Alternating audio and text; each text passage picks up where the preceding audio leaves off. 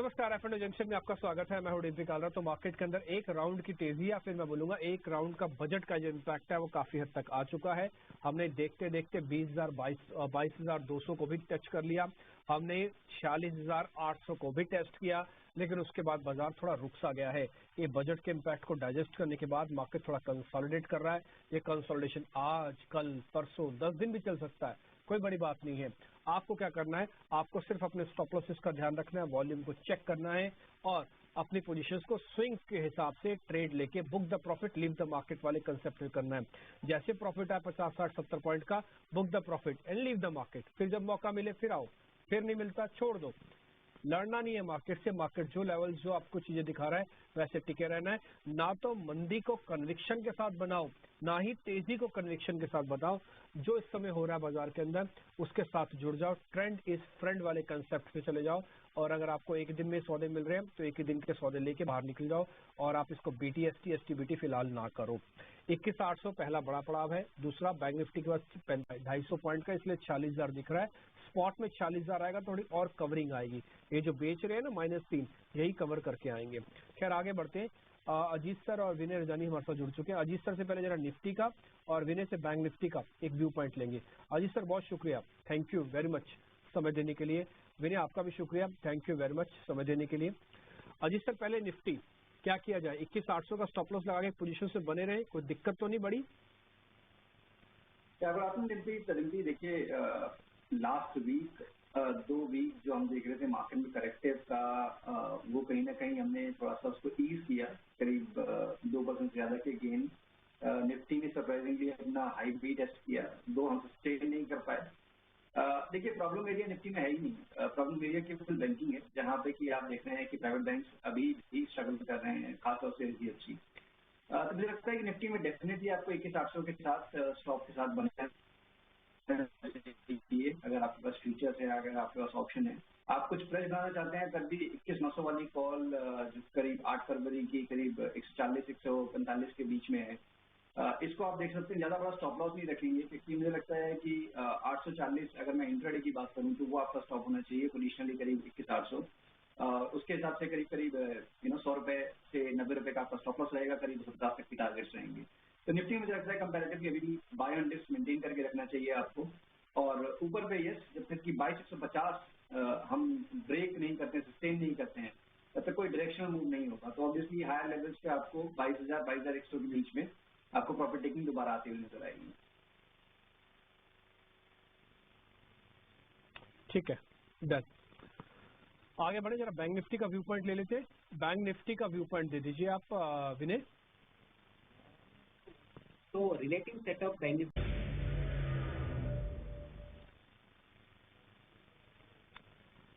Ajit sir जरा check करना, Biocon और HPCL दो हमने शेयर्स निकाले हैं, अगर कोई ट्रेड बनता है तो बता दीजिए। बायोकॉन और HPCL दोनों में ऑलमोस्ट 4% तक की बढ़त है।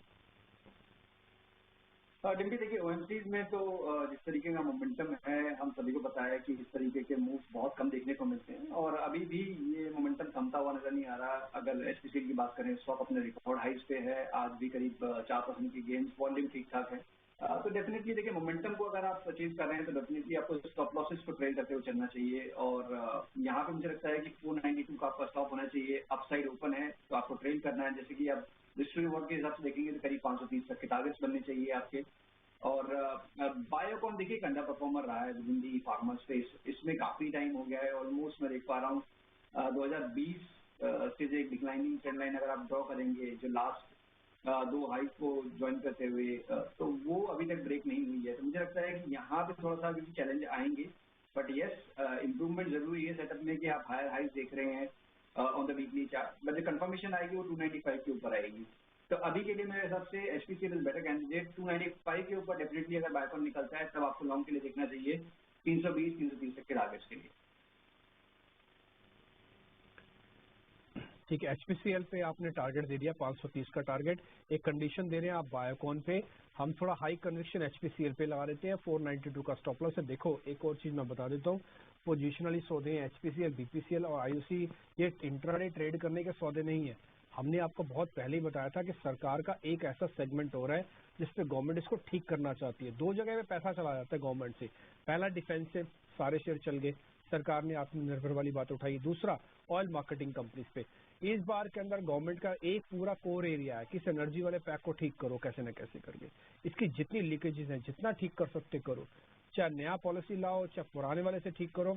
आप एक बार दिखा सकते हैं मंथली या 3-3 महीने के रिटर्न या 4-4 महीने के रिटर्न आईओसी, बीपीसीएल, एचपीसीएल का, आपको खुद आइडिया लग जाएगा। कभी नहीं चलने वाली कंपनी है।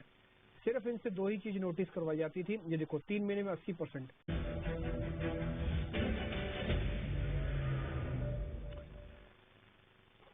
दो शेयर हमने और निकाले, एक तो बंधन बैंक है, दूसरा पीआई इंडस्ट्रीज है। अजीत सर इन दोनों शेयर्स को जरा चेक कर लो, कहीं पे कोई ट्रेड बनता है तो फिर बताइए। दोनों वीक काउंटर्स हैं, बंधन बैंक, पीआई इंडस्ट्रीज आज के हिसाब से।